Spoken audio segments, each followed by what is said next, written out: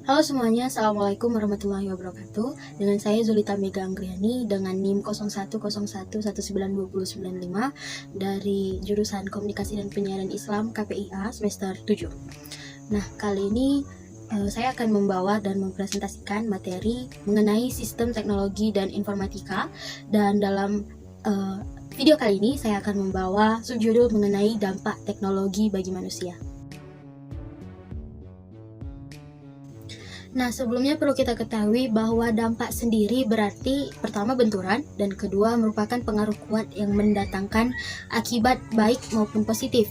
Kemudian pengertian dampak yang lain adalah benturan yang cukup hebat antara dua benda sehingga menyebabkan perubahan, berarti dalam sebuah momentum sistem yang mengalami benturan itu sendiri. Dan juga dampak ini berarti juga sebagai pengaruh kuat yang mendatangkan akibat positif dan juga negatif.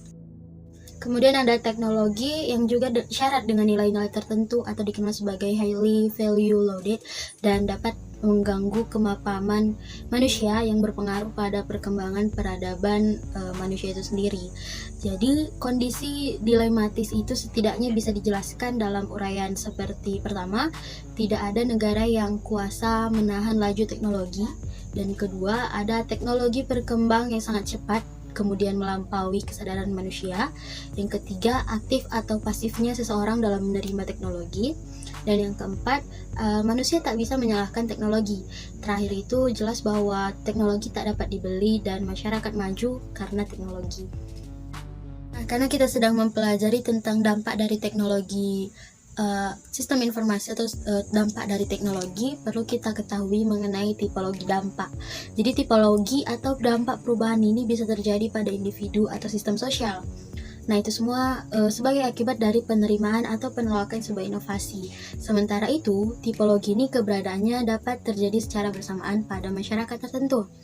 Jadi beberapa dampak negatif dari teknologi menurut E.B. Parker pada 1973 dalam Technology Change and the Mass Media, sebagaimana yang dimuat dalam buku Handbook of Communication. Yang pertama, terjadinya monopoli dalam pengelolaan, penyediaan, dan pemanfaatan informasi. Dan kedua, tidak meratanya distribusi informasi. Dan yang ketiga, kurangnya isi pesan yang bersifat edukatif. Keempat, ada terjadinya polusi informasi. Kemudian terjadinya invasi terhadap privacy. Dan yang keenam itu timbulnya permasalahan yang berkaitan dengan hak cipta. Selanjutnya, berbagai aspek juga mengalami dampak dari teknologi komunikasi ini, seperti dampak sosial, kemudian dampak ekonomi, kemudian dampak politik, dan tentu saja dampak dari budaya. Tentu terdapat dampak positif yang tidak perlu kita risaukan.